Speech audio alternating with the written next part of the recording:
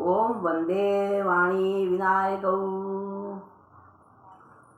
सुस्वागतम आध्यात्मिक ज्ञान चैनल पर श्याम शंकर सारस्वत की ओर से। विषय दुरूह है, कठिन है, अतः आप सभी से अनुरोध है कि इसके एक एक शब्द का श्रवण बहुत ही दत्त चित्त के साथ करने का कष्ट करिए।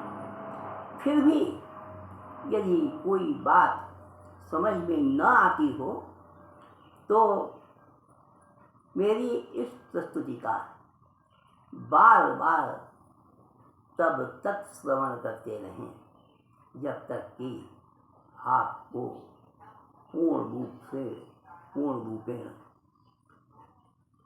मानसिक रूप से समाधान न हो जाए। तंत्र वांग्मय में 3 रात्रियों का बहुत ही महत्व है। वे हैं फाल्गुन शुक्ल पूर्णिमा, होलिका दहन की रात्रि,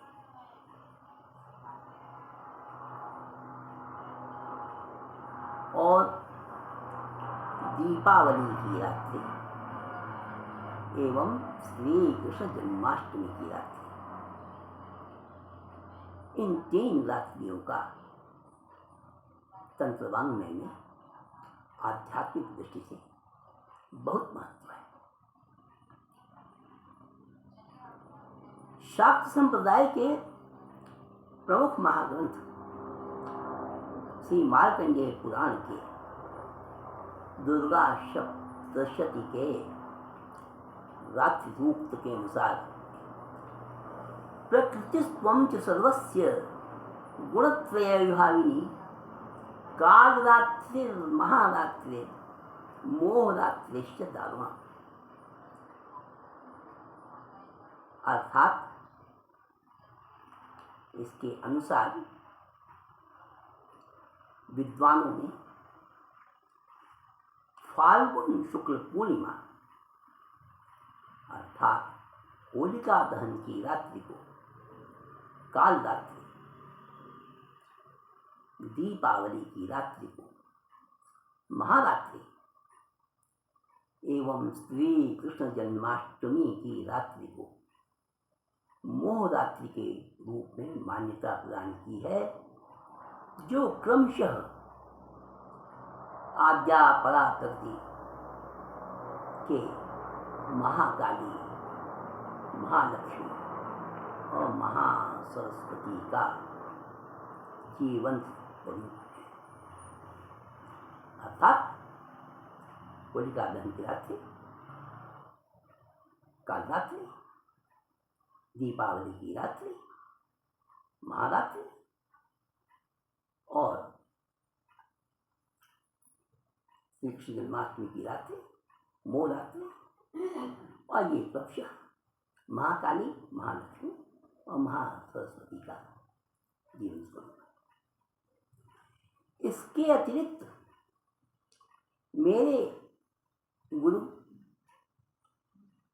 आचार्य श्री लाल बिहारी द्विवेदी, जो काशी के मूर्धन्य विद्वान महामहोपाध्याय पंडित सुधाकर द्विवेदी के पौत्र थे, वे इस क्रम में श्री महाशिवरात्रि को जोड़ते हुए कुल 3.5 रात्रियों का प्रकरण करते हैं।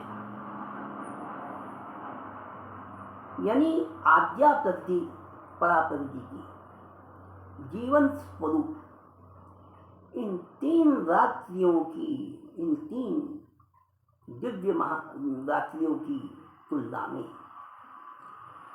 श्री महाशिवरात्रि का आधा मान शक्ति के प्राधान्य का प्रतीक है। कौलोपनिषद कहती है अत्र शक्ति प्रधान, शिव शब्द का अर्थ ही है शक्ति युक्त ब्रह्म। इसमें से शक्ति के प्रति ई प्रत्यय को हटाने के पश्चात शेष बचता है शव, अर्थात निष्प्राण, निष्क्रिय, शून्य। तो ये है शक्ति का प्राधान्य। मेरे दिवंगत गुरु श्री लाल बिहारी जी महाराज फाल्गुन शुक्ल पूर्णिमा होलिका दहन की काल रात्रि की महिमा का वर्णन करते हुए कहते हैं कि बेटा, इस दिन प्रतीकात्मक रूप से पंचांग का, संवत्सर का दहन होता है। इसकी महिमा का वर्णन वर्णनातीत है। इन तीनों विशिष्ट दिव्य रात्रियों में इस काल रात्रि का विशेष महत्व है। ये अत्यंत जीवंत रात्रि है। मैं कहता हूं कि यदि फाल्गुन शुक्ल पूर्णिमा अर्थात होलिका दहन के दिन संवत्सर का दहन हो जाता है, पंचांग का दहन हो जाता है, तो नव संवत्सर का प्रारंभ 15 दिनों बाद क्यों?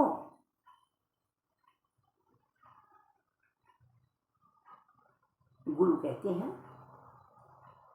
देखो बेटा, जब किसी व्यक्ति का निधन होता है तो उसका अशौच काल होता है ना। उस अशौच काल में के अवधि में वह मृत व्यक्ति छाया रूप से अपने परिवार के साथ पूरी तरह से जुड़ा रहता है। तो चैत्र कृष्ण प्रतिपदा से चैत्र कृष्ण अमावस्या की जो 15 दिनों की अवधि है, यह काल के, संवत्सर के दहन के पश्चात उसके अशौच का काल है।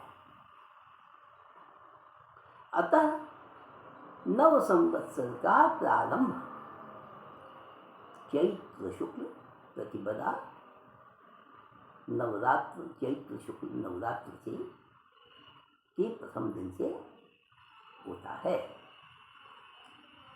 अब यह सुनकर कंपायमान मेरा हृदय बिना गुरु के कुछ बताए, गुरु कृपा से सब कुछ समझने में समर्थ हो जाता है। मेरे मस्तिष्क में, मेरे मानस पटल पर एक बिजली सी कौनती है। चैत्र मास के महत्व का मुझे गुरु की कृपा से स्वतः ज्ञान हो जाता है। अपने अनादि अनंत स्वरूप में काल एक निरंतर चिरंतन प्रवाहमान प्रक्रिया है, व्यवस्था है, जहाँ किसी भी तरह का, किसी भी प्रकार का कोई अवरोध, कोई रुकावट नहीं है। ये चैत्र मास का पूर्व पक्ष, पूर्व संवत्सर और अपर पक्ष आगत संवत्सर में होने के कारण चैत्र मास, ये उभयनिष्ठ मास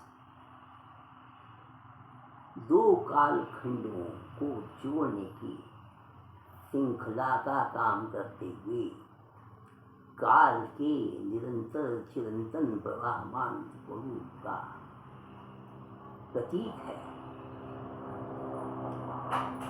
इसीलिए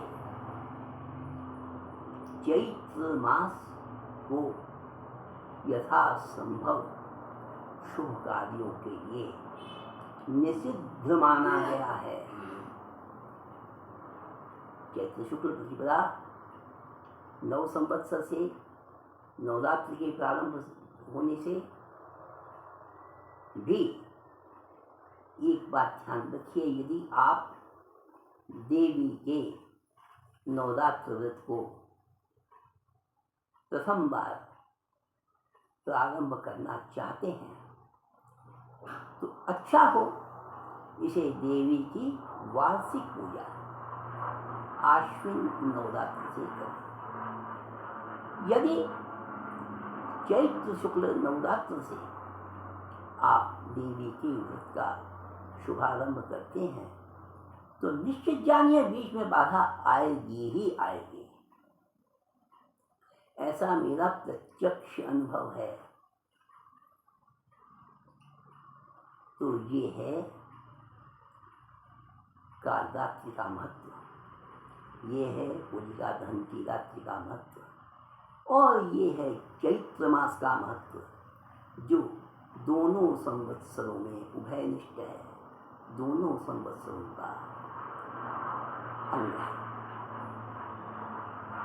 इन शब्दों के साथ मैं आप सभी को आगत होली के त्योहार की शुभकामना देते हुए अपनी वाणी को यहीं विराम देता हूँ, और यदि ईश्वर की इच्छा हुई तो आगे किसी नए विषय के साथ आपसे फिर साक्षात्कार हो। ओम तत्सत। जय कृष्ण धर्मा।